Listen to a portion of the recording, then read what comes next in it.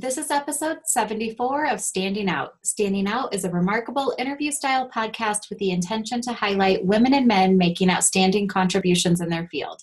This podcast is generously sponsored by Think Global.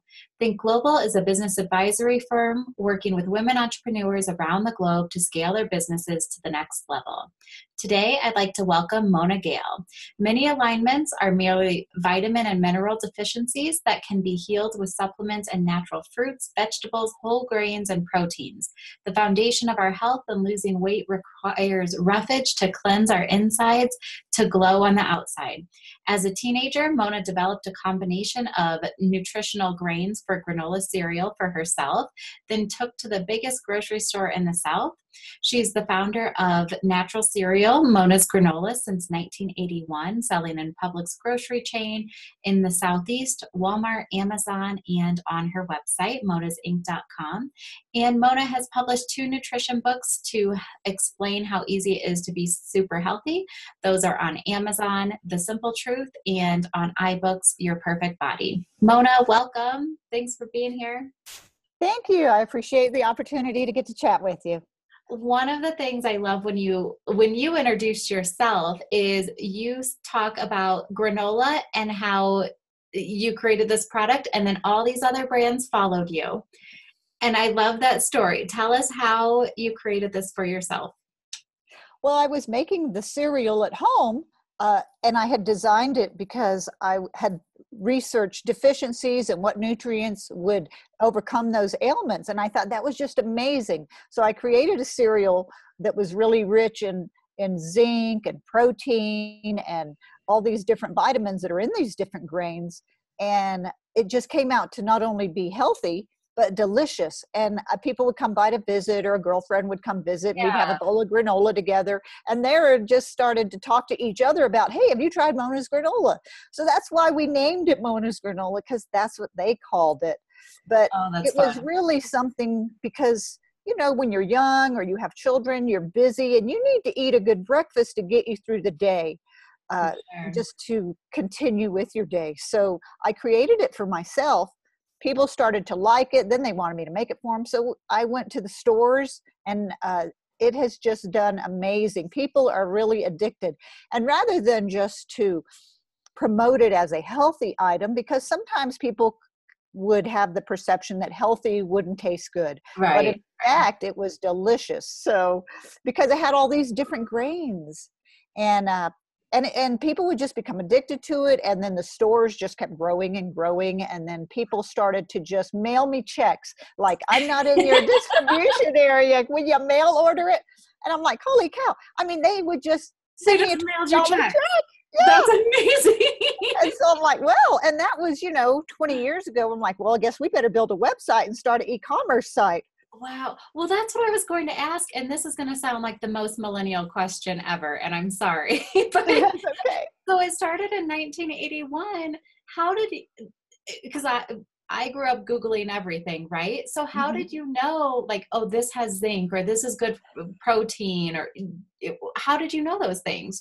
Well, that became out of my own interest in nutrition because I was a teenager and I would want to go bike riding and go to school, but then I might be a little tired. And I thought, something's wrong here, because I'd go to the doctor. They're like, no, you're healthy. I'm like, well, you're wrong because I'm tired and I'm a teenager and I shouldn't be tired.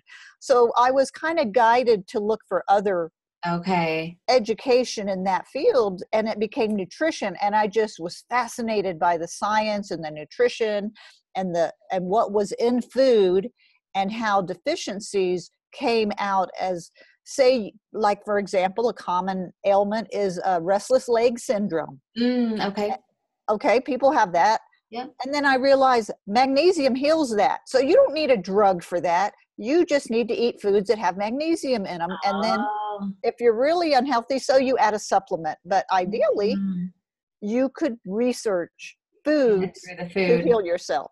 So how did you go? I mean, it sounds like such a fun and exciting journey where, people are mailing you checks and be like, okay, I'll send you product. And then you get a website.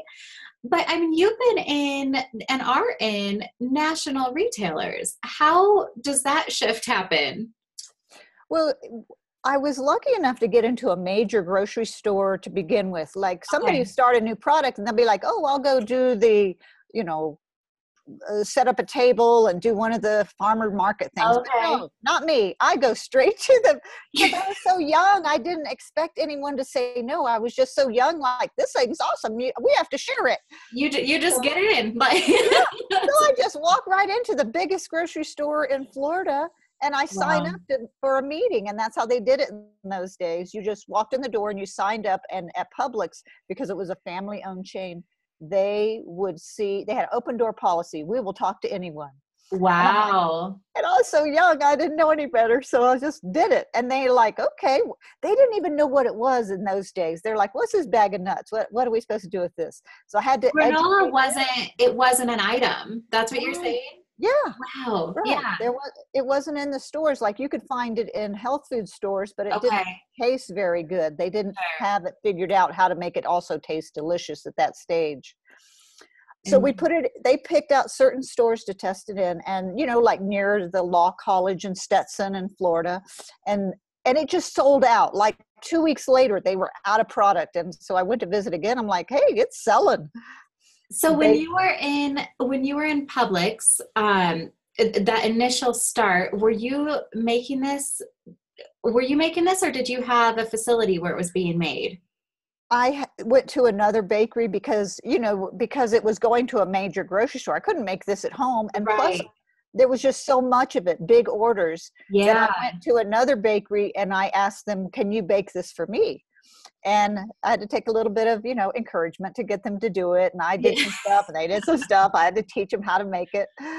But they did make it. And then eventually I went to a bigger commercial bakery and they eventually wanted to retire. So I bought their equipment Oh, and I set up wow. my own bakery. So, Okay. and Oh, that was that's a big learning curve.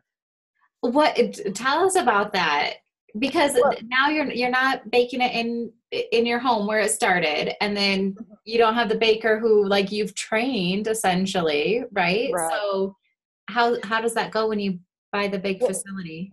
well, they wanted to retire. So what I did is I went out and I rented a warehouse.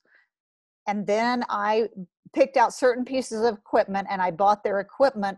And the person that was retiring understood somebody starting a business. So they let me make payments. So as I sold more granola, I made payments on Wow. the equipment and then eventually paid it all off. So, and of course, I had invented the recipe and taught other people to bake it. So, of course, I knew how to bake it. And I was able to hire some really good people who I like, you know, I like working with women. So I hired another woman to be my head baker and I taught Mm. her and I paid her well. And we did that for years. And then eventually she wanted to retire. Because remember, I've been in business a long time. So people retire on Right. me. I love that that's your turnover is the Yeah, retirement. yeah. So then instead of continuing to work with the bakery, because that was a full-time job, to Sure. expand, I went to another facility who could do the baking for me again. And then that way, financially, it was better because I had a fixed cost. Mm. When you have your own facility, things happen that you can't anticipate, like you need to buy a cooler, you need to buy a Sure. forklift, big things. But this way, it was a fixed cost. They did all the baking. I taught them how to do it. And that gave me time to then begin developing new products, to write books, to invent new flavors. So I could still oversee things, but not have to deal with the everyday production. Right. And is that where you are now? Is you Yes. have that Hmm. facility? That's Right. fantastic. So tell Yeah. us about the books you wrote. Okay. The first one's called The Simple Truth About Nutrition. And so I'm reading books that are like textbooks. You know, Yeah. I'm getting into the science and how things happen with the body and understanding why these nutrients are essential and how the effects of sugar are. And also an important thing is the effects of our state of mind. You know, if you're an unhappy, negative person, it doesn't matter how good you eat, it's going to be a real challenge to be Oh, healthy. interesting. So I wrote the book called The Simple Truth because it's pretty easy. And I took out all the vocabulary that might confuse somebody who wasn't a scientist or a nutritionist Sure. or so they didn't feel like they were reading a textbook. So I made it very conversational, easy to understand, and I explained enough to inspire people, like talking about water and how our bodies need the water to transport the nutrients. And I went over that, like I tried to keep it simple, like 5 items, your state of mind so you can meditate, fruits and vegetables for enzymes, water, exercise for circulation. So I made it real easy. It didn't matter if it was a kindergartner or it was a computer genius who was 50 years old. If science wasn't their focus, they would still understand this, and easy to understand. But then I got that one out. But then I decided I had learned something new, and I'm like, this is amazing. This is how the body loses weight. And I know it's never been a concern for me, but it is for a lot of people. For sure. And so the Your Perfect Body is about how no matter what state you're in, it's just your history, but the body can regenerate. And so it has to just have these certain nutrients and eat these certain foods and have roughage. And you don't have to be discouraged. You can be like, I can start over right now. You have a perfect body, just matter of what stage you're in. And so the focus of this book is the villi that lines the digestive system. Yeah. And that is how the body loses weight. When people talk about losing weight, they talk about burning fat. And yes. I'm like, who came up with that idea? That is not how it works at all. The body does not burn fat. Now you can metabolize it if you're if you're starving to death, your body will metabolize your muscles and your fat and everything else. But for a normal person, the fat has to be contracted and loosened up, and it is released through the lower digestive tract, through the villi.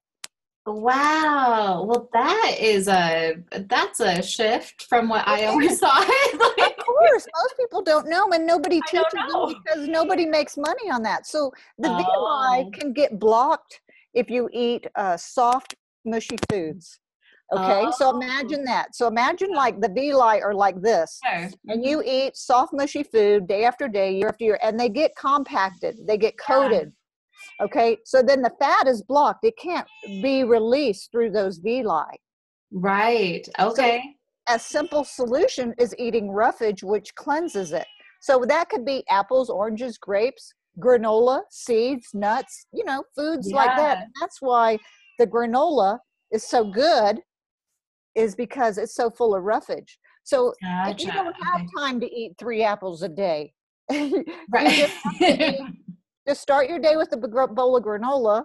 You're pretty good, off to a good start. But the good thing about raw fruits and vegetables is enzymes. Yeah. And that enzyme, think about the plant. It absorbs the sun, and that nutrient activates the enzymes. Right. You eat the raw food like an apple. Now that enzyme is in your body, and it activates all kinds of things in your body that create energy. Right. So like coffee gives you energy, but it's temporary. Sure. But enzymes activate your body longer, more substantially. Well, I love that. I hope people check out your book, because I think that is such a I don't know if it's a mindset shift or what it is, but I was always one of those people. I thought it was burn the fat, right? Fewer calories coming in, more calories going out was the situation. So as we wrap up, one question I have for you is about being a thought leader in your space, which obviously you are. And I'm curious to know, like, what's on your radar right now that you feel like we might all be talking about in another year or 2 from now? Like, what are you seeing, hearing, what's being discovered, anything like that?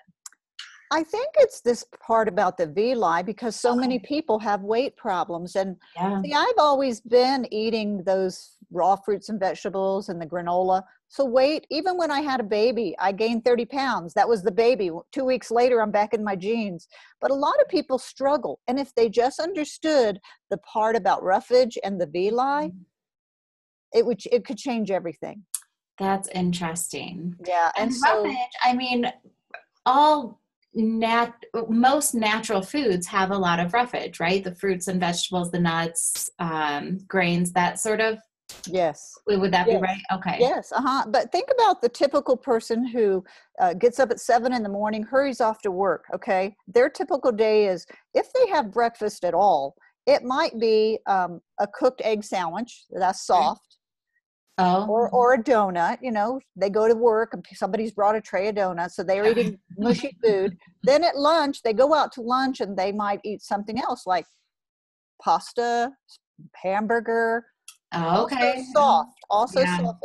They go home for dinner and maybe they have lasagna or steak, or uh, somebody who's paying more attention might have a big salad, but your typical person is going to eat something cooked and it's going to end up being soft and mushy. And that's what year after year coats. Now, they might eat an apple once in a while, but they're not going to eat 3 a day unless they're conscious of it. And they're like, all I had to do was eat an apple to lose weight. Sign me up. Like, how many do I need to get in? No problem.